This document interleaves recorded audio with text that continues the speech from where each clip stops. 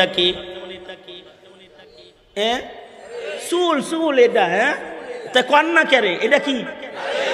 এটাকে যদি কেউ চিনায় দেয় এটার নাম দাড়ি, এটা নবীর সুন্নাত, এটার হুকুম হলো ওয়াজিব। ফকিহরা বলে ফতোয়া বাজ্জাজিয়া, ফকিহরা বলে এটা শিআর ইসলাম।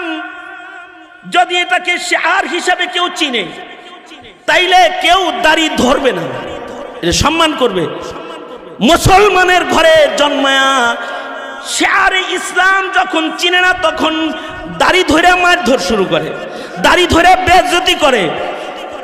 মুসলমানের বাচ্চা হয়ে যখন বুরকা পর্দা শিআর ইসলাম এটা যখন চিনে না, তো কলেজে যাওয়া আমার মুসলিম দেশের দিনদার মেয়ে, আমার বোন, আমার মেয়ে বোরকা পরে যখন কলেজে যায় তার হিজাব ধরে টান দেয়। এ নাফরমান যদি জানতো হিজাব শিআরে ইসলাম, মুসলমানের ঘরে জন্মায়া শিআরে ইসলাম বেইজ্জত করার অধিকার সে রাখতো না, সাহস পাইতো না।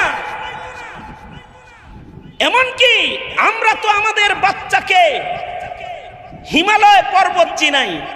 যদি বলা হয় এই সন্তান একটা উঁচু পর্বত পাহাড়ের নাম বলো তো যেখানে গেলে এভারেস্ট বিজেতা হওয়া যায়, তো সে পর্বতমালার নাম উচ্চারণ করবে, হিমালয়ের নাম উচ্চারণ করবে। কিন্তু তাকে যদি বলা হয় এমন একটা পাহাড়ের নাম বলো যে পাহাড়কে সম্মান করে মুত্তাকি হতে হয়, ইন্নাস সাফা ওয়াল মারওয়াতা মিন শাআইরিল্লাহ, আল্লাহর কোরআন বলে দুটি পাহাড় সাফা এবং মারওয়া এ দুটি শাআইরুল্লাহর অন্তর্ভুক্ত। যদি এই দুই পাহাড়কে কেউ সম্মান না করে মুত্তাকির দপ্তর থেকে তার নাম কাটা পড়ে যাবে, কাটা পড়ে যাবে। এখন এবার বলুন, যদি আপনি আপনার সন্তানকে সাফা মারওয়া পাহাড় কি এইটা যদি চিনাইতে চান, যদি আপনি আপনার সন্তানকে জমজম পানিটা কি এটা যদি চিনাইতে চান, মিয়া সন্তান লইয়া নাটক সিনেমা দেখার টাইম আপনি পাইতেন না।